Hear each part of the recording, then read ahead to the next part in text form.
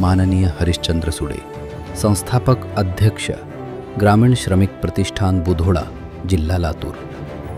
महोदय, सामान्य शेतकरी वारकरी कुटुंबातून येऊन समाजासाठी आपले संपूर्ण आयुष्य समर्पित केले।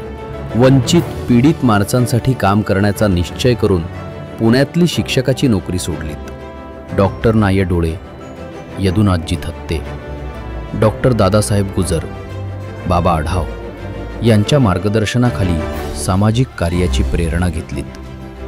1981 साली लातूर जिल्ह्यात ग्रामीण श्रमिक प्रतिष्ठानची स्थापना करून भटके विमुक्त, भूमिहीन शेतमजूर, महिला व मागासवर्गीयांच्या हक्कांसाठी लढा उभारला आणि सुरू झाला आपल्या समाजकार्याचा नवा अध्याय।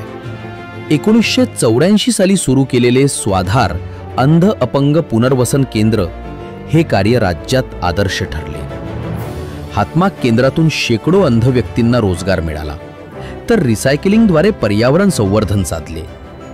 60 अंध जोडप्यांचे विवाह लावून दया नको संधी हवी हा संदेश आपण समाजासमोर मांडलात। सुरसंगम कला पथकातून दारूबंदी, पर्यावरण संवर्धनासारख्या विषयांवर समाज प्रबोधन केले।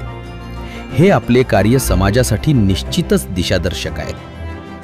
महाराष्ट्राच्या 27 जिल्ह्यांतील 400हून अधिक अंध युवकांना ॲक्युप्रेशर व मसाजचे मोफत प्रशिक्षण देऊन त्यांना स्वावलंबी केले, तर स्वतः वयाच्या 68व्या वर्षी BNYS पदवी संपादन करून मानव वेदना मुक्ती केंद्र सुरू केले। प्रशिक्षित अंध चिकित्सक निसर्गोपचाराद्वारे शेकडो रुग्णांना अत्यल्प व मोफत उपचार देण्याचे भरीव कार्य उभारले।